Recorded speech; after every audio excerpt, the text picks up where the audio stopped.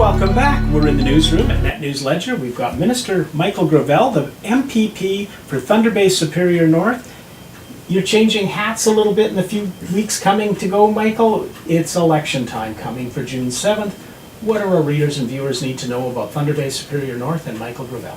Thunder Bay Superior North is a great riding. 94,000 square kilometers. It's huge. It's one I've been proud to represent for. I've been MPP since 1995. It became Thunder Bay Superior North in 1999 after redistribution. So I've been the MPP for Thunder Bay Superior North for the last 19 years, and I love this riding. I just recently got renominated to run again for the position.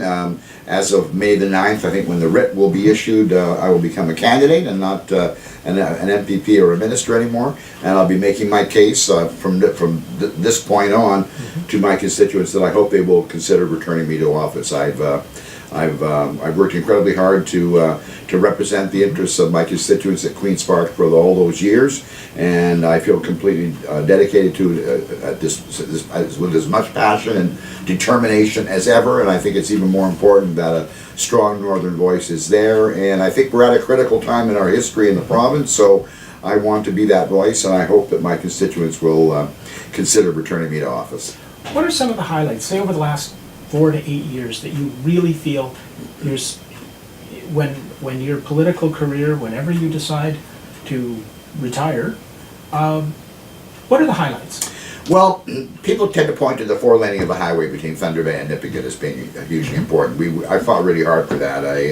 Back in 1995, when I was first elected, I identified that as a need in our riding and was turned down by the government of the day, and who felt that there just simply wasn't any justification for it. We felt that there was no alternate route on Highway 1117 between Thunder Bay and Nipigon, and I fought very hard to have that. Since 2010, there's been tremendous progress in that regard. We've got well over 50% of it completed. The vast majority of it is, the rest of it is under construction or under detailed design. So I think that tends to be the big highlight. It's but from a point of view as an MPP, I'm more, I think, impressed by the fact that what this job is really all about is helping individual constituents. I mean, we get so many constituents that come into our offices with lots of challenges. I'm very proud of the fact, for example, that even before I was a minister, I was able to push very hard to have funding for insulin pumps. This was a huge issue for people who were not able to afford their insulin pump. They weren't under a health care plan that provided it.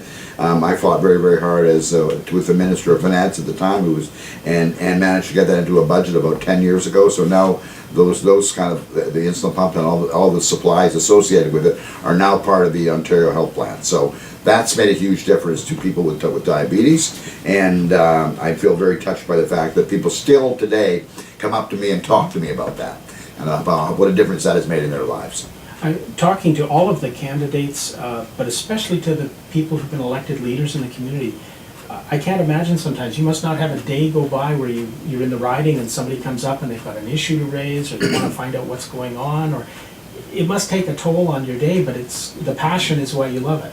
Well, I feel very connected in a personal way to my constituents. I built up a relationship with all of them. Most people know that I've gone through some of my own personal challenges, and got tremendous support when I went through that period of time when I took some time off. But people have been are remarkable, and as I said, this is a riding where you build up a personal relationship with your constituents. So I'm working hard every day. You're right. You go everywhere you go.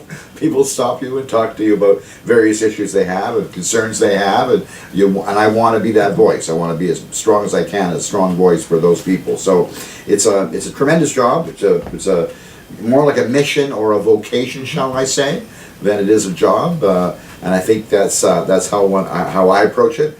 And I feel very grateful to have had this opportunity, and I have great respect for the electorate. So I know this is going to be a tough campaign, probably the toughest campaign I've ever run in. But I feel ready for it and ready to go.